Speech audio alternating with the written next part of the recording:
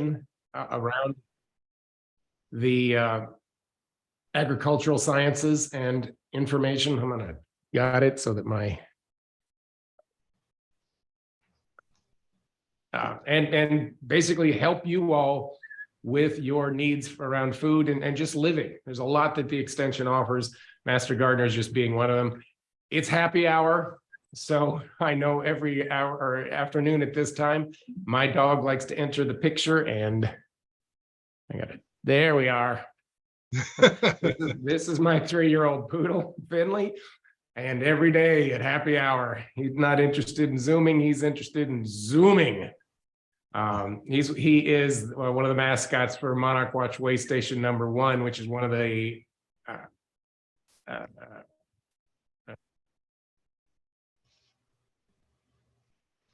Whoop, Kevin, we lost you there.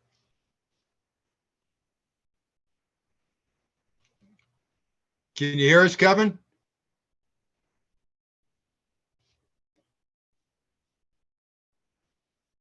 Kevin, we lost your sound and picture.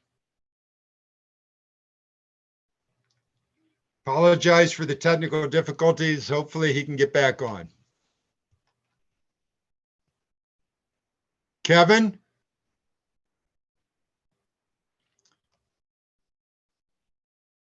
Kevin, we can't hear you.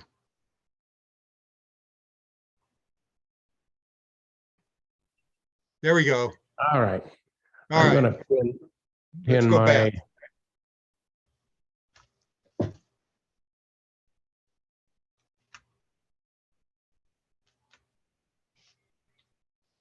We just lost you again. all Okay. right.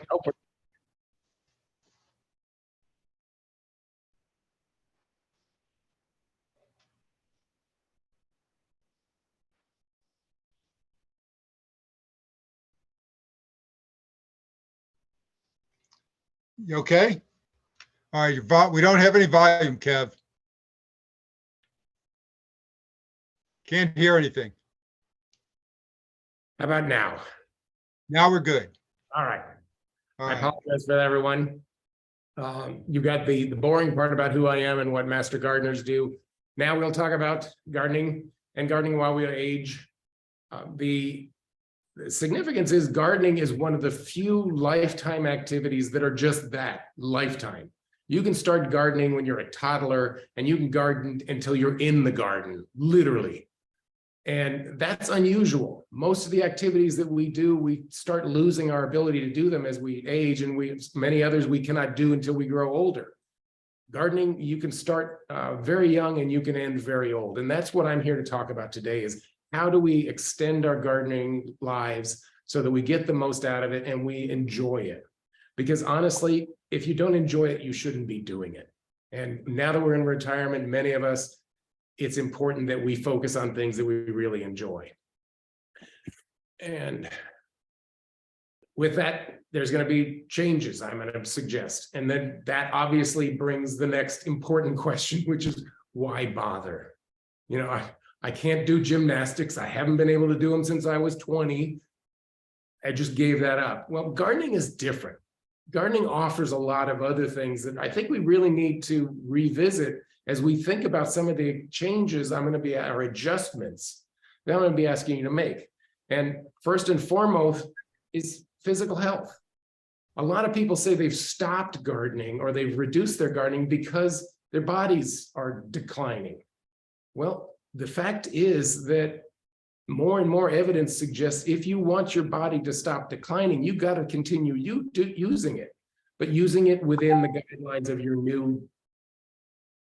And I need to now put in the caveat. I'm going to make some jokes because a lot of things as we age are best laughed at rather than sorrowed over. We're all declining. And the reality is we can't do as much as we did in the past. We don't need to do as much to stay healthy. The studies have been done that indicate that actively working in the garden for 30 minutes a day meets the CDC guidelines for moderate physical activity we're all recommend to do, just gardening.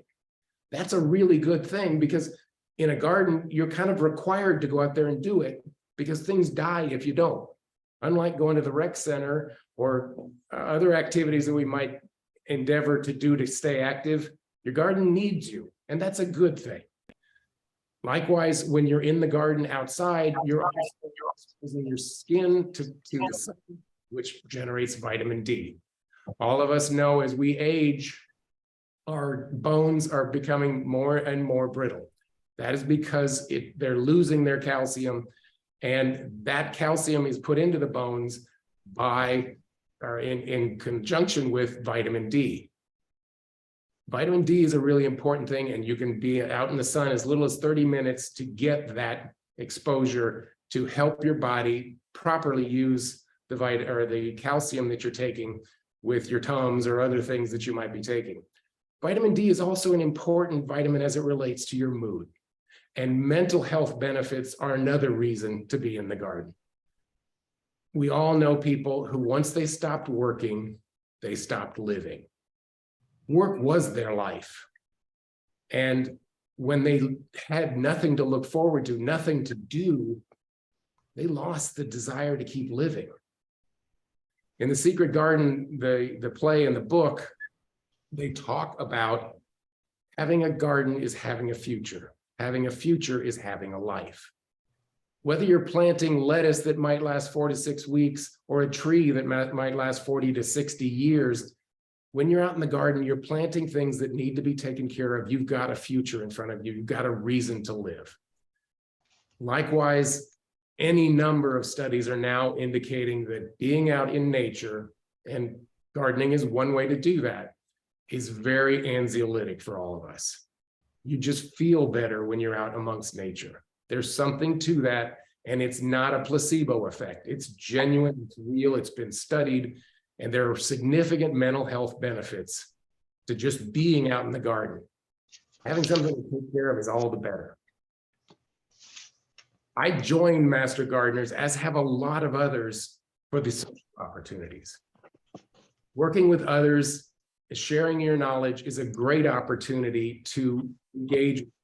This is a great opportunity. There are not many communities that offer the kind of things that Lawrence does to engage all levels of the community. Being in a garden, working in a community garden, work with Master Gardeners, working just with your friends and neighbors out in the yard is a great social opportunity. Likewise, flowers and produce. Your gardens produce things like this. They produce things like this. That's asparagus. That's $4 worth. I got a half a dozen plants that produces that every other day. And it's something I don't have to buy at the store. And importantly, much better tasting than at the store. And the flowers I showed you earlier, I forego having to go to the florist. Some of the things I may suggest, you say, well, I don't have the money to do that. Well, do you have the money to buy things for people? Well, yeah, I make it a really important part that I give gifts to the people I care about. Give them stuff from your garden. They might appreciate it a lot more than some of the gifts you're thinking about, and they're free because you produce them. So it's a great opportunity to do that. Finally, and I think most importantly, is if I was to take those asparagus to a elementary school now, I think fully 75% of the children would not have a clue as to what that plant looks like in August. The reality is there is a lot of knowledge about gardening, about nature, about horticulture that the next generation simply doesn't have. You as experienced gardeners, or people wanting to be experienced gardeners, have the opportunity to learn that along with the next generation. It's a great opportunity to engage them and to share the things that they're going to need to know to take a better care of this planet than we did as we grew up. The Master Gardeners focus on sustainability, and we try to share those practices wherever we can, because the reality is we need to do a lot to get this planet back to what it was when we were born 50, 60, 70 years ago. Sharing that information is really important. So that's why bother. That's why you want to stay out in the garden. There's a lot of benefits for you and for everyone else. As I said, I presented that because I'm going to now talk about what do we need to do. adjustment is uncomfortable. The reality is no one changes anything until they're made uncomfortable. It's up to you to then say, despite this discomfort, I'm going to make these changes because I think they're going to benefit me. So I'm going to be talking about adjusting first and foremost your expectations, then your body, then your garden, and then your tools. A lot of people think this is all going to be about the tools. Yes, the tools are an important part, but there's other things that are far more important. Jack, I told you I was going to check in periodically on the slides. Have we got anything that I need to respond to? I do have a question, but it's more general question about what to plant in a specific garden. Okay. So let's hold on to that question until you get a little further on, and then we'll come back to that. But I have it written down. We won't miss it. Great.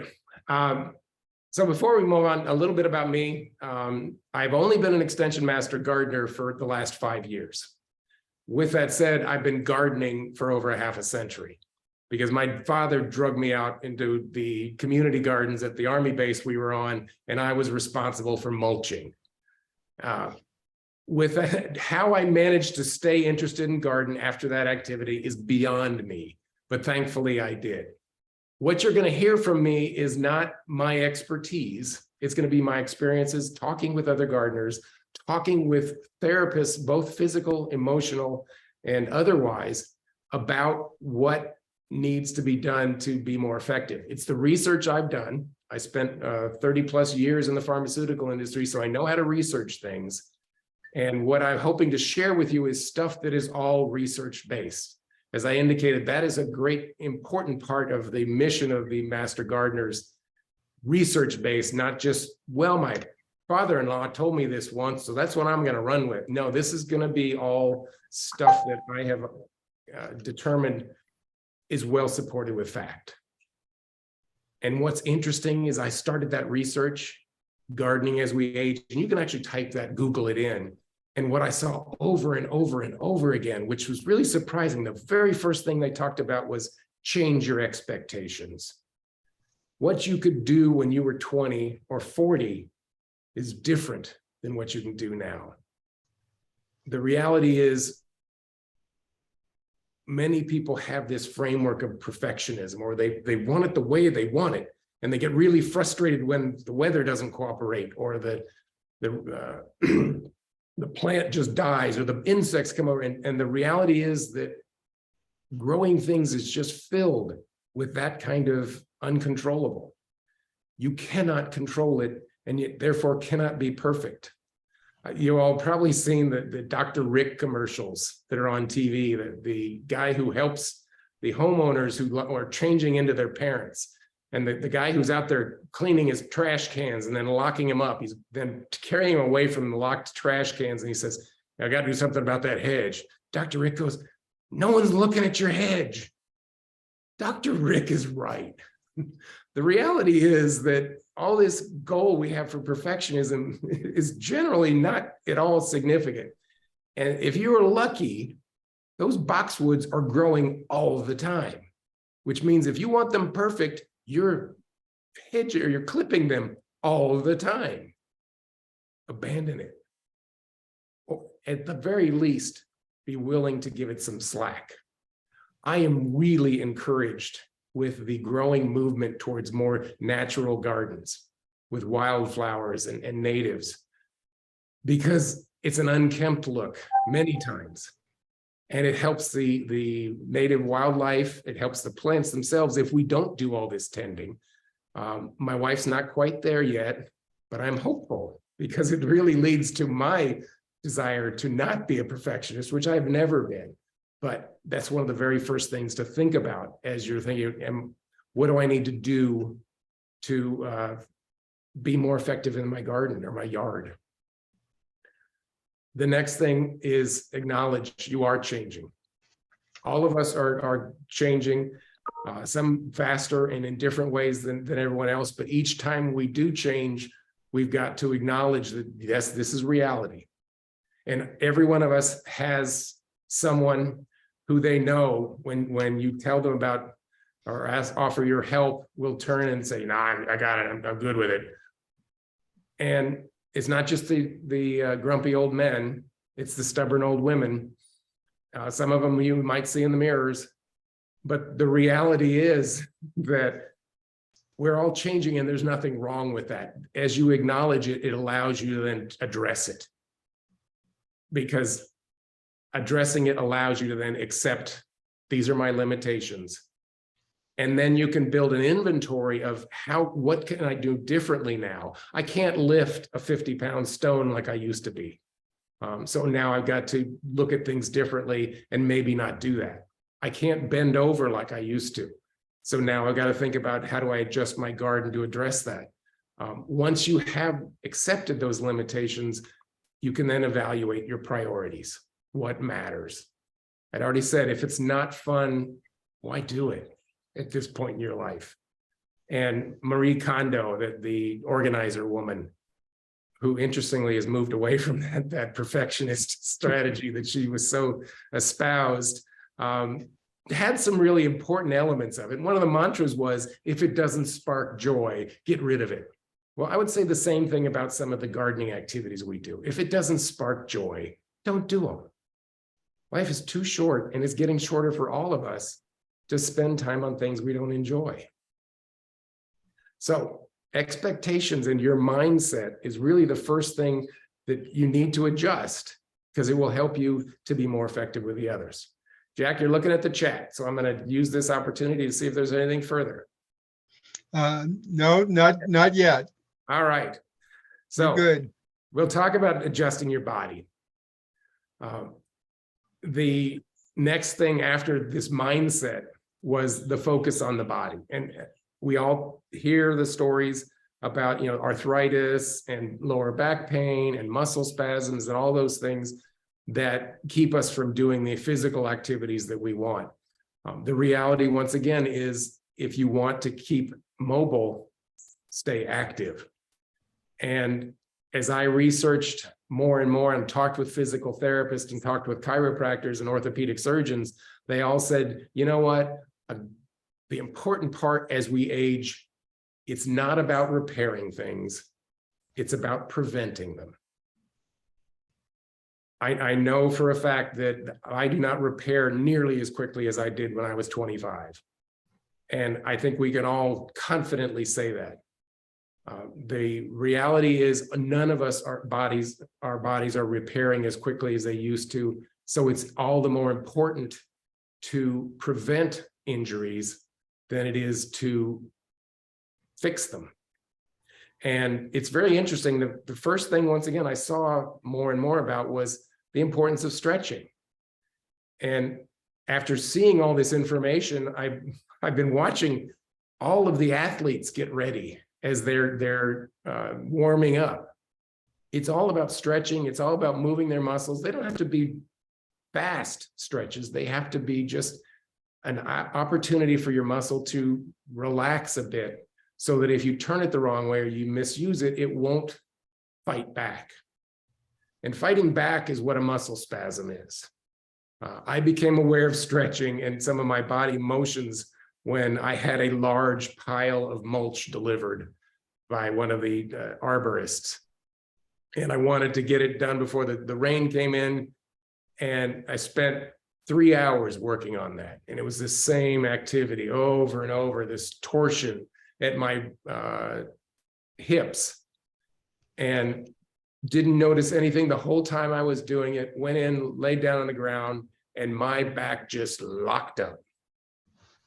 And in talking with the chiropractor, said, well, did you do any stretching? I said, no, I just, was lifting no more than 4 or 5 pounds. You did it 1,500 times, your body's going to fight back. Stretching is a really important part. I'm not going to provide all the stretches that you need to do. My job here is to make you aware of the things so that you go looking to what's best for you and your circumstance. And I'll give you some sources at the end of this presentation on how to go about doing those searches. But it's all out there. That's one of the beauties of the internet and things like YouTube is there's some really knowledgeable, talented people who are willing to give you this stuff for free. I urge you to go look at stretching. The next thing, and what we all tended to focus on, was skin. Now, everyone knows about this one. You know, you got to wear your sunscreen and you got to wear your hat. And I'm great with that. Actually, I'm not. I've had numerous lesions taken off my body because I didn't do that years ago. Once again, tell the people you're working with in the garden the importance of protecting themselves. As I talked with my dermatologist, as he was cutting off another lesion, I said, so what should I warn people about? He said, well, yeah, the skin, you know, the sunscreen and the hats and the long sleeves so that you don't get scratched up. You go in there pruning the roses this time of year, they'll do a number on your unprotected wrists. And how long it takes you to recover from them is variable. Once again, we don't repair as quickly. What I found really interesting is he said, I see in older patients some really rip-roaring poison ivy infections or reactions. They're not infections, they're reactions. He said people that said it never really bothered me younger life, but now when I get it, it's horrible. So he said, I have to say to anyone who says I'm a gardener, well, if you know you're sensitive to poison ivy, make sure you handle it properly. What is handling it properly? The tip I give, handle it like dog poop.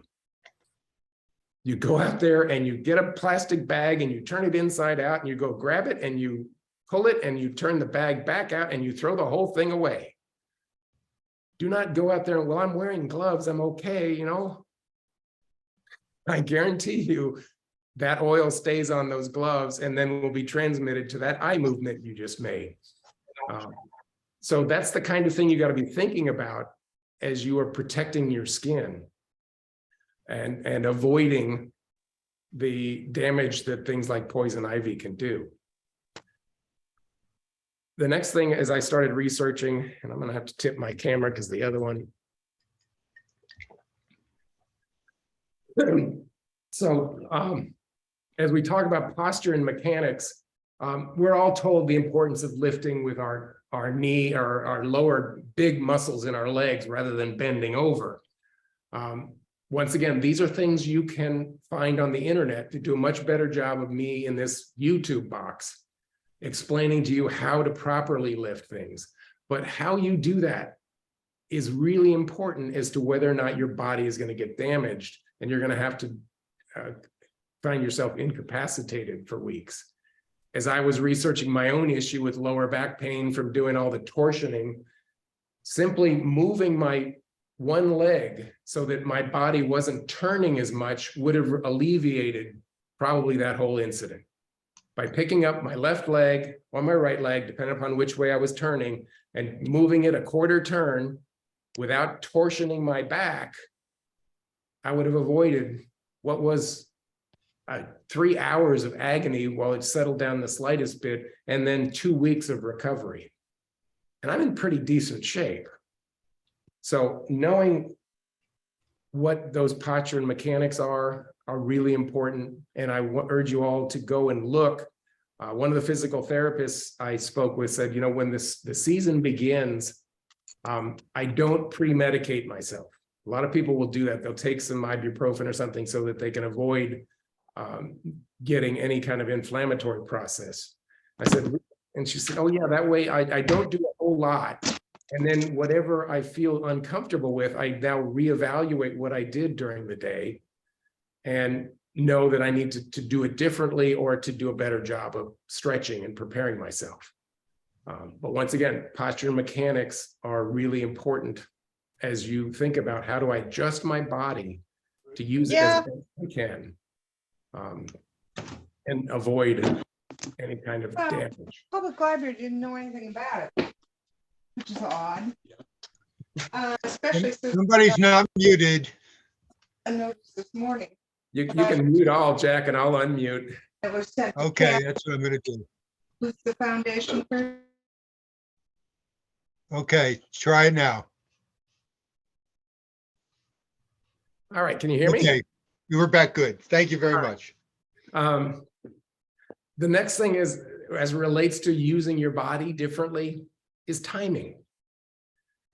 And by timing, I mean not only what time, but how long. here in Kansas, days like today are top 10. It started out at 45, 47, went up to 70. There's no problem with heat or dehydration. You can work anytime during the day. In July, you better be prepared to get up early, because by 10 o'clock, it might be 90. And once again, our bodies are not as capable of dealing with those kind of extreme temperatures as they were in the past. Your habit developed when you were younger might be to work from 10 in the morning till noon. The weather may not cooperate. So timing is really important to be out there when the conditions are favorable to your aging body. Likewise, I can be working at 9 o'clock at night in the next month because the days are so long. If I'm doing harvesting in October or late September, I got to remember the sun is going down at like 5:30. Why is that important? Because I can't see what I might slip on or trip on to injure myself.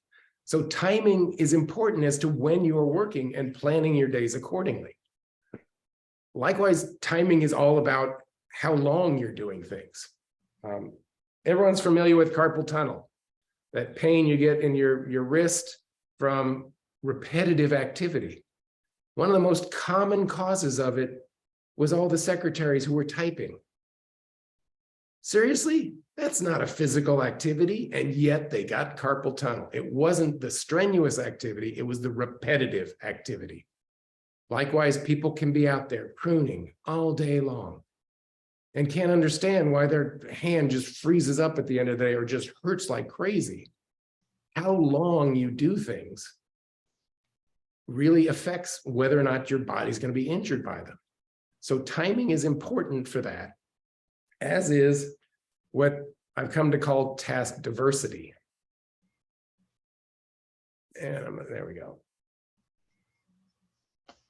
If you do your pruning at the plant with your right hand and then switch and do the chopping it up into little pieces with your left hand, you have a diverse task. You're not having the same motion over and over again. I joke that people our age remember the Family Circle cartoon, and one that would frequently show up was the big picture with the little kid who's asked to go do something. He goes all around the yard and talks to the cat and comes back, and just a clear ADD. That's me. So I'm really excited that now that I'm aging, that I can point to that and go, well, I'm just doing task diversity. That's the reason I stopped this project over here and moved to this one over here. But you know what? It's better for us. If you're doing something physical, to then turn and just water for a while, or just go sit down for a while, or go do some planning for a while. Someone has enabled the closed captioning. Good. I hope I come through. So as you're thinking about your routine tasks in the garden, ask yourself not only how long am I doing them, but am I breaking up the tasks so I'm doing different things? Had I gotten away from that mulch pile after 45 minutes and done something different, I might not have had my back freeze up on me. So task diversity is another important one. Jack, I think that's all from Adjust Your Body. Did we get any questions coming? Well, we have a comment, and I think it's worth bringing up. The comment is Lawrence Parks and Rec offers strength training classes for seniors. They address the needs for balance, strength, and flexibility. I have found my class to be very helpful. And, that they have that class. I think LMH has some classes as well. And I think it's a really pertinent comment relative to what you're saying. They're available here at reasonable prices, in some cases free. As do I. Great. That is a good point, Jack. And thank you to whoever put that in there. That was Jane. Thank you, Jane. Thank you, Jay. Balance issues are a real common reason why people trip and fall. They've not worked on their core strength or getting comfortable with how their body has changed and stood on one leg for any period of time. You do it when you're in physical therapy, but the rest of the time you don't think about it. So that when you're challenged with it out in the garden, you're not ready for it. So that's an important part about preparing your body to be in the garden.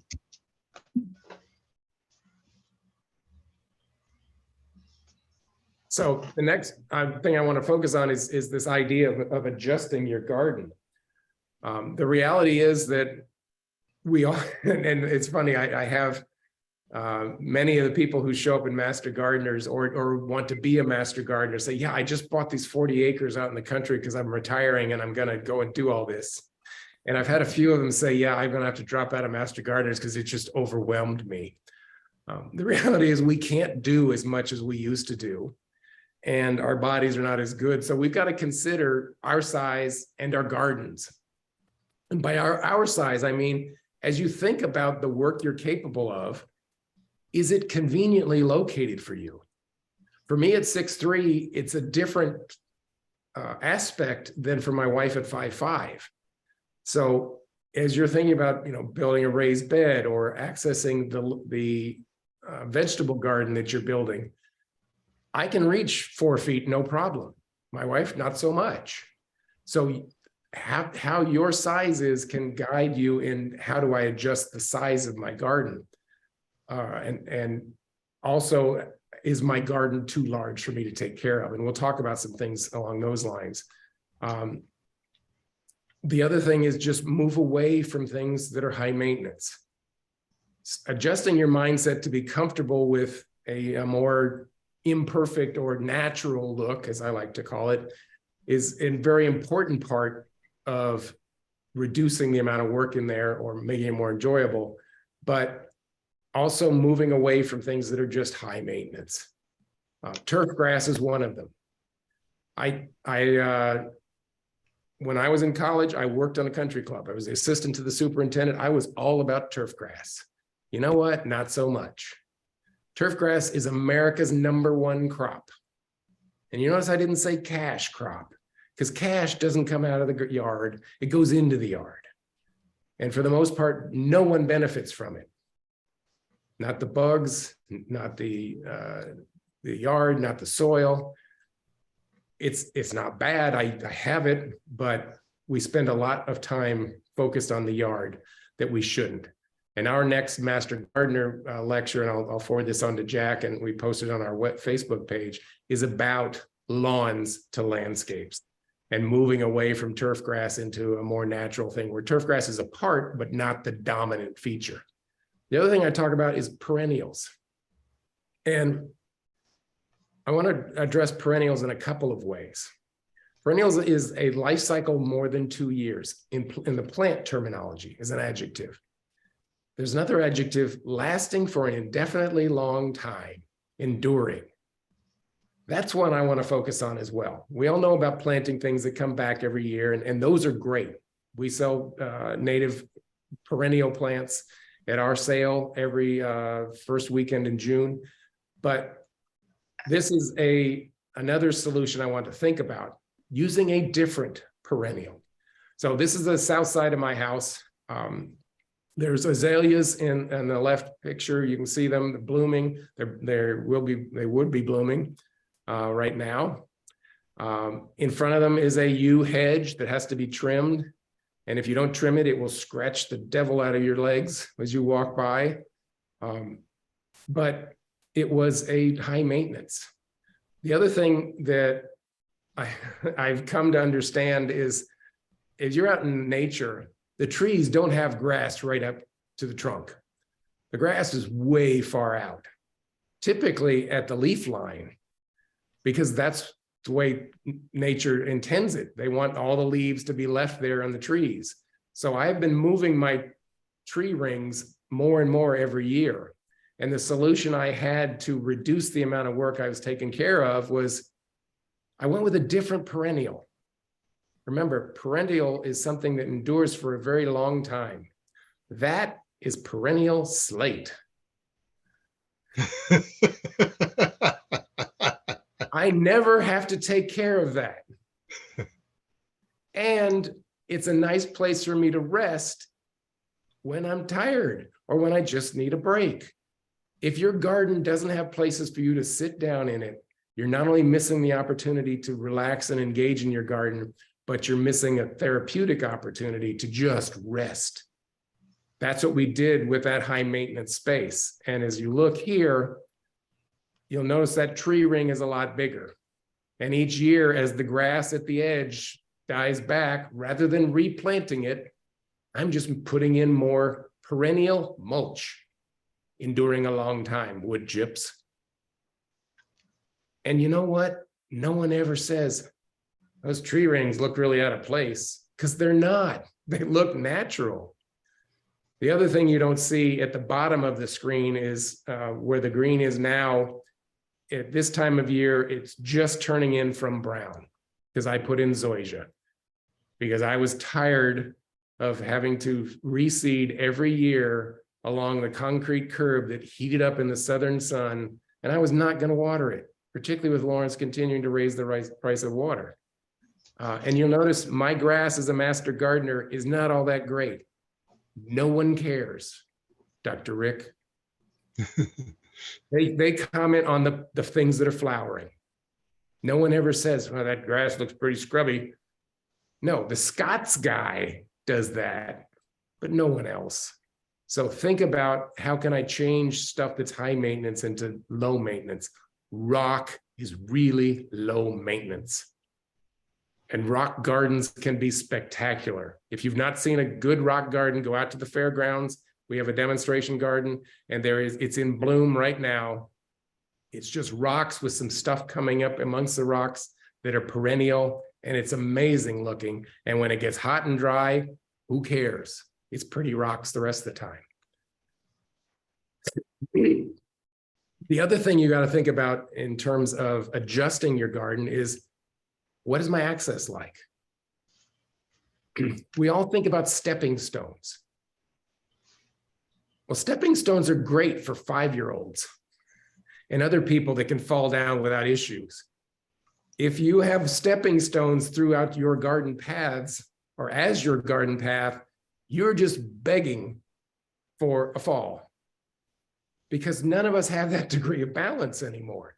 And if it's one of those nice pebbly ones that's, got a nice slick surface, put a dew on there and it's an ice skating rink. You will fall sometime in the future.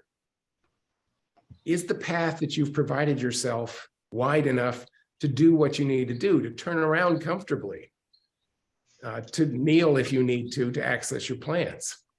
That width is really important. Likewise, the slope and what it's made of. I had put in, because I like the look of the native Kansas stone, I'd used it as a path, and it was a wide path, probably 3 feet wide. But getting the flat ones that would otherwise be like a flagstone, I just couldn't. So it was this uncomfortable, irregular surface that I just ended up taking out and changing and using that rock for something different. And here's an example of what I chose to do to deal with a number of issues: the path width, the slopes, and the materials. The back of my yard has a steep slope, a berm that was created to reduce the buffer sound of the traffic. My wife came home, or I came home, and she said, "I'm never mowing the lawn again."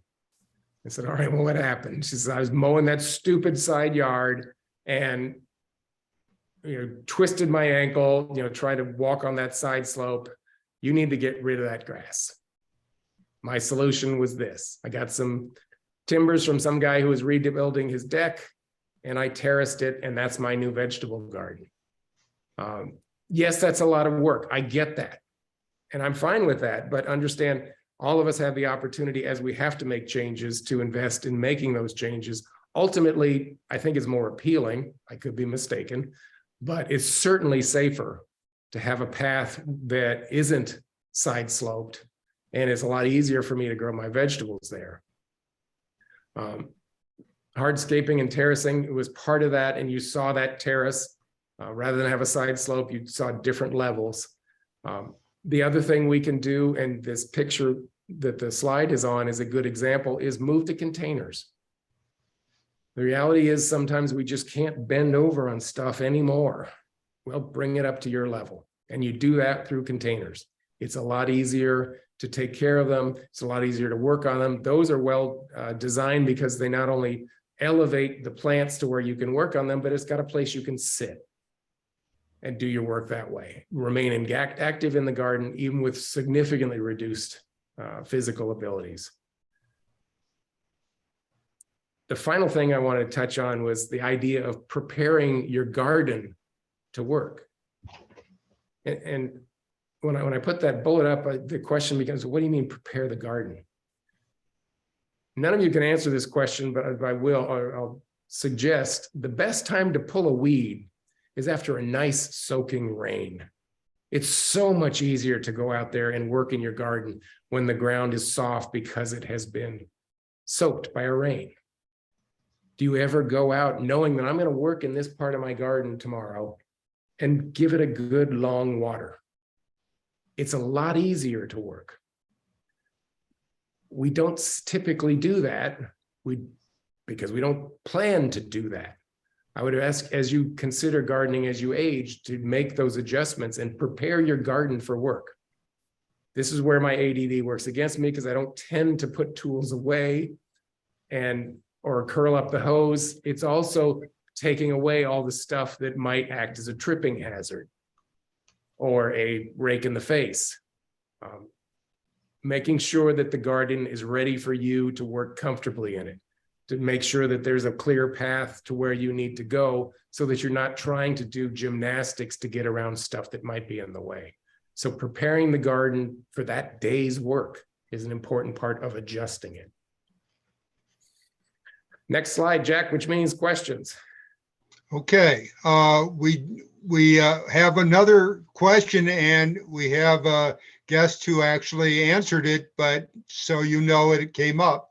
When is the demonstration garden at the fairgrounds open? And it was answered, it's open all the time.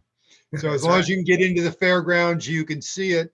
And I think, Kevin, most of the master garden that the master gardeners tend are always open. Am I not correct? Yes, always open, not always actively growing. But right now it's actively growing. And I urge people, if you've been to the demonstration gardens at any particular time of the year, you've been there once. It's kind of like getting a picture of your grandchild. It's great to have that one picture, but it changes all the time. So right now the fairgrounds is full of blooming spring perennials, the bulbs, and flowering trees. So I urge you to go out there and be inspired. And I'm going to touch on some of that at the end. Okay. Any other questions? I have the one question that I saved from the very beginning, and it's more a general gardening question than this specific topic. This person has a north-facing garden, upstairs patio deck. They want to grow some vegetables. What would you suggest, considering it's north-facing? The north-facing means they're not going to get really intense sun. So a lot of the cooler plants, the lettuces, things like that, tomatoes like hot sun. So you can get by with some tomatoes, but it's going to have to be in the most sunny spot that you have. There are a number of things that you can grow. You could grow garlic or onions. Potatoes could probably do well in a large container and a north-facing deck because they're, once again, not all that insistent upon sun. There are a number of resources, and I'll show at the end some of the resources that everyone has access to that are built by K-State, so they're Kansas specific, and I can't tell you how important that is because Kansas is not Miami, it's not North Carolina, it's unique, and that's what I urge you to do as you plan your garden. I will also ask you, Kevin, that they'll see those here, but if you can send me whatever resources as well as an email, it's sometimes easier to have that in your email where you can take a look at it, and we'll send that out when we send out the link to the filming tonight. Okay. The final adjustment to the garden, this is another one just from my garden. The previous owner had planted a number of tricolored willows that were grafted onto a tree trunk that was dying and becoming very fungus ridden. And we were faced with having to take them out. And we started, what do we replace them with? And we said, this was a lot of work. Yeah, it's nice to have the forget-me-nots on the left picture come out in the spring, and in the summer we had hydrangeas. But as we looked at all the stuff we were taking care of, we went a different path altogether. And I'll suggest this is some thinking outside the box. That's what I planted. And my electric bill now is the cost of hooking up to the grid. And we all need to think about sustainability. My roof does not lend itself to solar panels, so this was a solution. But once again, think about what does your entire environment need, not just one particular plant. I'm running out of time here, so I want a quick touch about tools. I want to show you one of the things that's amazing. Those of you who know Archimedes, Archimedes was the Greek mathematician, philosopher who said, "Give me a lever long enough and a fulcrum on which to put it, and I will move the world." These are little snipping pruners for deadheading. You notice the blade size of these traditional hand pruners is about the same. What's the difference? The legs, the arms of the pruners. Same, but that's a lopper. What's the difference? The length. It is the concept of leverage. And they make really long ones that have the same cutting surface as the little snippers. I would much rather go after a big tree limb with this sucker than with this one. And the only difference is leverage. As you think about how do I get my aging body, which isn't as strong as it used to be, to do what I need it to do, think, how am I using leverage? And the other thing that I like to focus on, it's really interesting. Everyone sees this in December and January and February, and you see this. It always has this funny handle on it. Why is that? Because no one's ready to do the work of shoveling their snow, and that's much more ergonomic. Is it any different than my regular shovel or my regular rake? Why isn't my rake have a strange handle like this? Because it's more expensive, and they're only selling you one snow shovel. I would urge you all to look into this. It's the same concept by just adding a little handle to the tools you're already using to reduce the amount of bending like this, because when it's got an extra handle, you don't have to do this number. And that's about positioning. Positioning is also whether or not the work is close to you. If you're leaning out, you might be able to do it every bit as effectively, but understand your back will be letting you know you were leaning all day versus positioning yourself closer. And once again, these are the kind of things that you can look up on the internet. The other thing is, as one of the most common things we see in older people is the early arthritis, where your small joints are struggling. The way to get around that is to get a bigger grip on the tools you already own. This is pipe insulation. They sell it at the hardware store for $3 for a 6-foot piece. And you can go and add them wherever you're grabbing your tools. Oh, and here's another example of leverage. Because while this one can create some work, this longer one does it even better. So cushioning is an important part. They have started to do ergonomics now, like with that snow shovel, the idea that the tool is designed more in a way that your body is designed.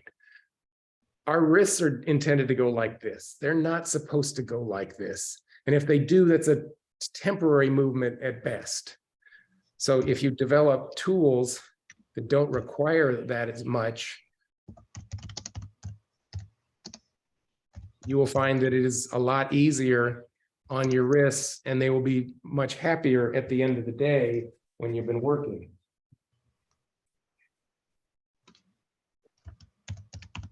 This is an even more interesting one. This idea that your wrist is not supposed to do this. So they built in a perpendicular handle so that you're using your whole arm rather than your wrist to do the work. The smaller the joint, the less force you're going to have with it. Concept of cushioning comes in again as well. This is a common tool out in the gardens with the master gardeners. You flip it one way, it's a seat and place for your tools. You turn it around and flip it the other way, and you can kneel on it. And it's got handles that you can help yourself up to an upright position. Another thing that requires some investment. I do want to say that everyone should have a seat in the garden. It need not be this extensive. There's all kinds of examples. I pick all these up at the Restore. So here's one, got a folding little seat. It's got pockets. Here's kind of a space one that rocks. And kind of a hybrid of that other one, kind of looks like a moon buggy. But my favorite that I use all the time is this one. Because I can put this around the hosta and weed all the way around it and never touch the hosta. And if it's too tall, it comes in a smaller version too. The 3-gallon bucket, the 5-gallon bucket, and the lid that comes with it, you just sit on. I cannot tell you how many master gardeners I have watched bend over plants and weed or prune or deadhead. I'm going, why are you doing that? Your back is going to be screaming. I urge you to never go out in the garden without something to sit on.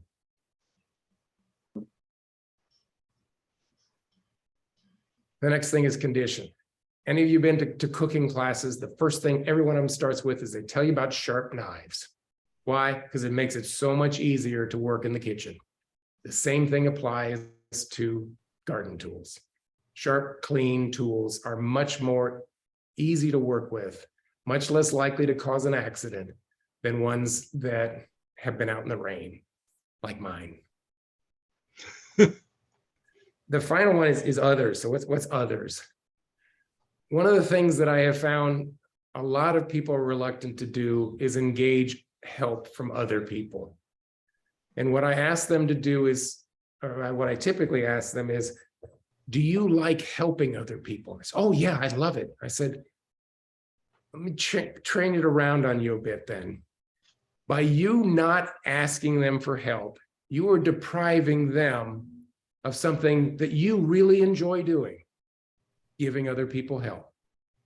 The reality is you have children, grandchildren, friends, neighbors who would be very happy to help you with some of the stuff you're no longer able to do. I urge you to use that tool frequently when it's necessary, because it not only will engage them, but it will give them the opportunity to help you. And a lot of people get a lot of satisfaction out of that. Certainly all the master gardeners. I talked about resources. I will send this to Jack. As you are looking for resources, just put in the term garden or gardening and then add aging, accessible, adaptive, ergonomic, posture, mechanics, stretching. All of those are things that will bring up searches with the information that I've been talking about today. As I said, I'm already running over the hour and I've not touched on many of the solutions. I've just kind of raised problems. Here's the answers to the problems. I'll send this slide as well. The QR codes I really believe in because it takes out the typing in a URL. But you'll also notice that these are all research-based organizations. There's a lot of people out there willing to, and wanting to sell you stuff, and it's not all good. So I would urge you, and one of the groups I said this to says, why do you have Australia? And I said, because they garden around the world. And there's a number of cultures who've been doing it for centuries, if not millennia. And they've got some things that we're not doing here. Being aware of that can provide some interesting perspectives. The other resources is us, the Master Gardeners. We've got a hotline that we have walk in or phone in. We can also email us, and we try to answer those as quickly as possible. Douglas County's extension is duplicated in a number of different counties throughout the state of Kansas. The other thing I urge you to do is go out and look at other people's gardens. We're having our biannual tour the first weekend of June. You'll get inspired by a lot of people's gardens. You'll have an opportunity to talk with all the master gardeners who are helping take care of them for this year. Give you an opportunity to plant native plants, because native plants are an investment. They're not a purchase.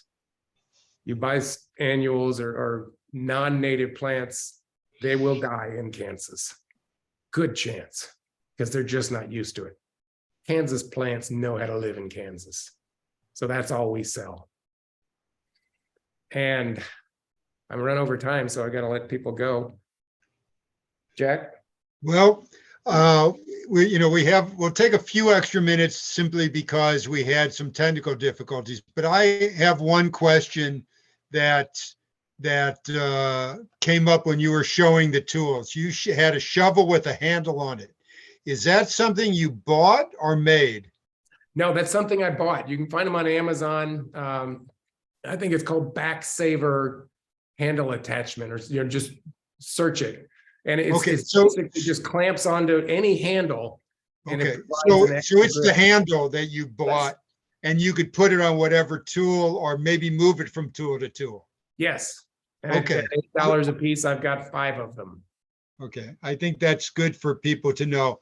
Any other questions? There's nothing else in the chat, but if there's any other questions, I'd love to take them. I will make one quick comment about our schedule, because we talked about balance in the comments tonight. And I will remind everybody that on the 25th of this month, under our program of Gray Anatomy, we're having a Tai Chi lessons at the auditorium in the library for those of you who would like to participate in that, which is great for balance. And we also have a Qigong, which is a similar type of Chinese exercise, coming up June 17th. So if you want to look in your schedules, that's there. I'll ask Kevin to send me not only also his whole schedule for Master Gardeners and their Facebook, and we'll send all that out to everybody because there's great information there. Would you mind going back though and putting up the resource slide? Just 1 second. A few people wanted to take a look at that. Is that the one, Shelley? I guess so. Yes. Yeah, okay. So I'm going to send this out to everybody. He's going to send me those 2 slides, and I'm going to send these out to everybody when I send the link. So you'll get these specifically, okay? Thank you. You're welcome. Okay, we are running a little bit late, and we kind of try to stick to our schedule. So I want to thank Kevin. You guys are free to unmute and give him a round of applause. I think it's a great demonstration. Thank you so much. Thank you. That was wonderful. Excellent. Thank you. Awesome. All right. We'll see what else we might be able to do down the line with Master Gardeners. And thank all of you for attending. We really appreciate it. And we'll see you at the next event, whichever ones that you have picked to do. Thank you. Everyone have Thanks a so much. great week. Get outside and Good night. enjoy the weather. Okay. Bye. Good night. All right. I finished it and then you have.